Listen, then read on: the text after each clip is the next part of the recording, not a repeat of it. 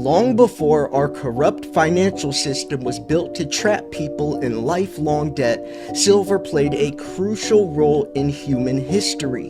In ancient and biblical times, it was viewed as an almost magical metal because it could purify water and fight disease through its natural antimicrobial properties. Unlike fiat currency, precious metals cannot be created or destroyed. They survive empires, they outlast currencies, and they remain standing long after your paper money has turned to dust. This book reveals why silver, in my humble opinion, outshines gold and why owning this magical metal might be the key to your financial freedom. Silver does not make you wealthy. Why? Because silver is wealth.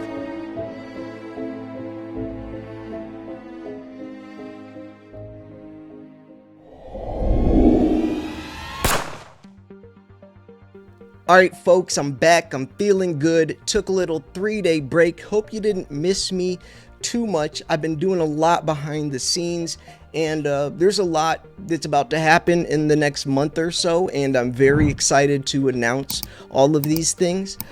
First and foremost though, welcome, thank you for tuning into your daily silver news. My name is Silver Slayer, and if you want the latest information on what's happening across the globe and how that affects the price of silver, make sure you click subscribe and click the bell.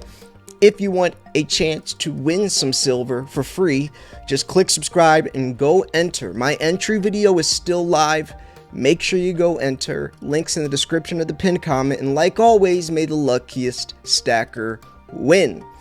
This is an interesting article, and it came out yesterday. It says December 31st, silver's final checkout.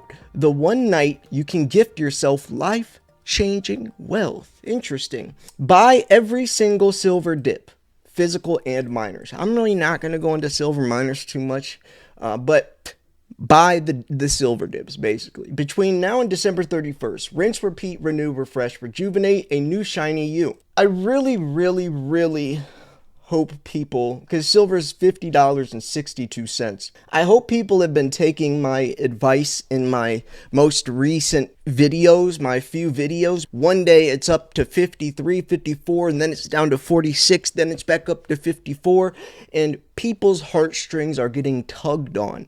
And it's especially for new stackers. I feel you, I've been there. Really, at the end of the day, just buy it and hold it. When it's cheap, it's on sale. Take advantage of that discount. If you're going to go to the store to buy something like shoes, you don't get upset when the shoes are on sale, especially because it's a limited time offer and you know the sale isn't going to last forever. Just take advantage of it, right? Just buy it while it's 50. Buy it while it's 54. Buy it while it's 44. Buy it, and hold on to it, and just throw it in your safe and just hold on.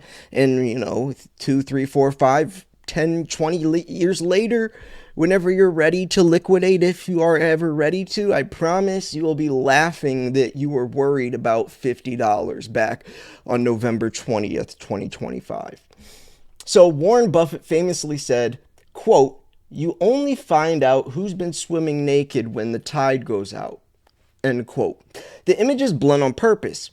In easy markets, everyone looks smart, leveraged bets work, and risk is disguised. When conditions tighten, fallen prices and scarce liquidity expose who is overextended, overleveraged, or outright reckless.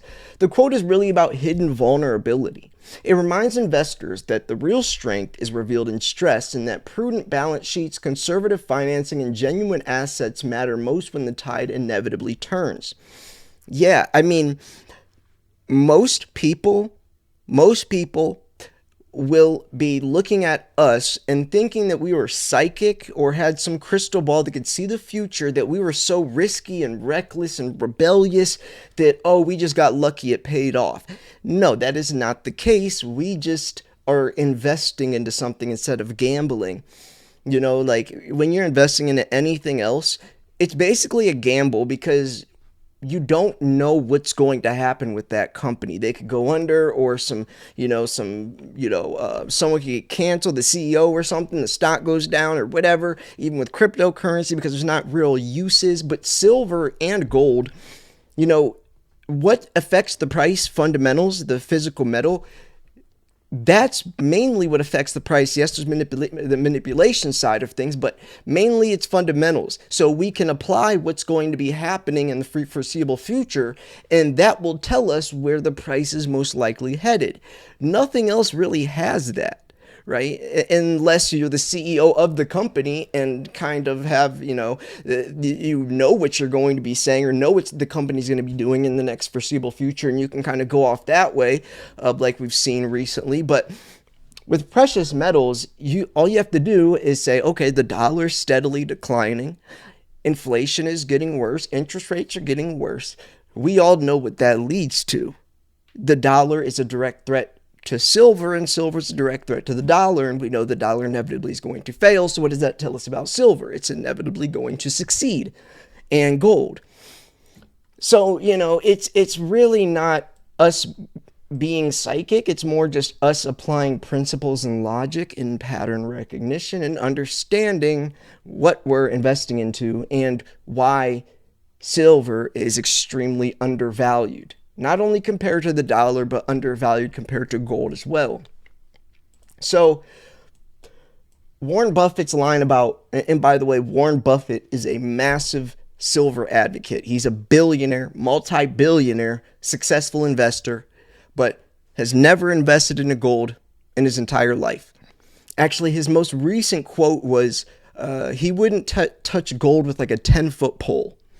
He said, gold just looks at you. That's all it does. Basically just meaning gold's monetary status is mainly what it's used for, where silver has real world uses. There is some silver in technology. Every time I say that, someone's like, oh, there's gold in electron. I know, but mainly gold is used for jewelry and coins and bars. Mainly silver is used for, EVs and advancing the world technologically. There's a big difference, especially when silver is so scarce. So I know what you're saying, but silver is the most highly conductive metal for thermal conductivity, electricity, and light sensitivity. It's silver. Silver can purify water with antimicrobial properties. Silver is scarce. Silver ore grades are down. There's very few silver mines. Mexico just banished the United States from getting silver. It's silver that's manipulated. Silver was the first form of money back in the day. It was silver. That's the difference. I mean, there's a lot more than that, but silver has more uses, like Warren Buffett says. Gold can kind of play that card, but not really, and that's why gold is more of a monetary metal and silver is more of an industrial metal. And that's why silver has benefits where gold doesn't, which is why silver's value has more potential. Because if it comes out of the ground 7-1 and the gold to silver ratio is sitting at 80-1, what does that tell us? Especially when the natural ratio is usually lower than that, meaning that once it starts to even back out, silver's going to outperform gold. So, swimming naked when the tide goes out fits the silver market perfectly. When it slips into backwardation in a tight physical market, spot trading above futures is the receding tide. It exposes which short sellers never had real metal behind their positions. That's really important to consider as well moving forwards. So it exposes which short sellers never had real metal behind their positions. As lease rates spike and backwardation persists, those naked shorts are forced to scramble for delivery at any price. What looked like clever leverage in a calm water suddenly becomes a public margin call when the physical tide goes out of water. We saw that with the LBMA, needed rescuing by the COMEX.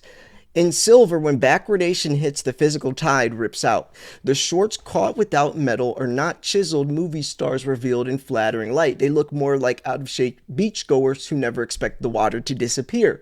Exposed, embarrassed, and suddenly very aware of every flaw they thought the waves could hide. That's a really good metaphor to portray Warren Buffett's line about that. It is so true. The water hides everything happening behind the scenes, right? It hides the corruption, the perception of everyone looking at you is very good. Even yourself really doesn't even yourself will get a little, when the tide goes out, will become exposed to really how naked you were, how exposed you were, how vulnerable you were. But the water's a comfort level. Well, that water level is lowering. on the COMEX and the LBMA and the LME. The water level is lowering, and like Ted Butler always said, rest in peace, he said, and he dedicated his entire life to exposing the illegal criminal activity on the COMEX and the silver manipulation on the COMEX. He always mentioned at the end that this will not be able to last forever. And when it does, when the facade ends, silver's price will go parabolic. So, I received an email from an London LBMA broker this morning. He writes that gold's price is being driven by China and other BRICS central banks due to de-dollarization and a move into hard assets. We expect this de-dollarization to spill over to other hard assets, including silver. Of course it will. When paper promises meet physical reality. In the world of precious metals, most dates blur into routine, but December 31st stands apart. For silver, it is the one day the paper pledges of the LBMA must confront physical reality, when metal, not math, must answer the call. Each year end, the LBMA faces quite a bit of monumental balancing, faces a balancing act. Vault operators, banks, ETF custodians must align every ounce on the books with what sits in cold storage. Physical inventory must match client allocations, leasing obligations, forward contracts, and metal loan rollovers. Most of the year, the true collateral is hidden inside an opaque institutional fog, the water. But on December 31st, the clock strikes and the system's stress fractures become visible, at least to those on the inside. I wonder... Obviously, this would not hit public, right? I wonder, like, what... There's so many questions with that, right? Like, can they hide the numbers? Would the numbers affect the price? Who gets to know the numbers? Can they tweak the numbers, right? A lot of times, there's a lot of misinformation or, I guess... just blatant lying. I mean, I don't know. That's a really interesting question, and I am curious on December 31st if they can keep that under the water, or if the tide will roll out. And who knows? I have a hunch that it's probably not going to do much, but it is interesting that they have to do that, and they have to prove that there is that much, because there's not. That's the whole point. In going back to Warren Buffett's metaphor, there's tons of silver under the water. So that guy is saying that that owns all these paper contracts, there is silver under the water. When the tide rolls out, proves there's not that much physical silver. So all of this 1 ounce American Eagle, theoretically, there's like 200 to 250 other people that own this same ounce just in paper form. But I'm the only one that actually owns the ounce because I can hold it with my bare hands. So if you can't hold it, you don't own it. And a lot of these people, they know that, and they will leverage that. They'll take advantage of that. Especially, you're seeing other countries take advantage of that, like the BRICS. I mean, everything is starting to come, full circle, and the stars are aligning. Asia drains the pool, London feels the thirst. Shanghai's combined exchanges withdrawals are now running at a blistering 40 or 50 tons of silver per week, a pace that siphons hundreds of tons from global availability every month. Western vaults simply cannot refill at that speed, with refineries already running near capacity and mine supply unable to respond on a dime. And, Mexico just basically banned America from getting silver anymore, exporting silver. So we're going to be left to dry, especially at the same time the United States just pushed silver as a critical mineral now, put on the critical minerals list. December is the all-quiet assumptions that get tested. Vault audits, ETF rebalancing, settlement pressure converging into a single unforgiving checkpoint. This is going to be interesting. It's going to be interesting. So yeah. Anyways, yeah. Right now, silver is sitting at $50.60.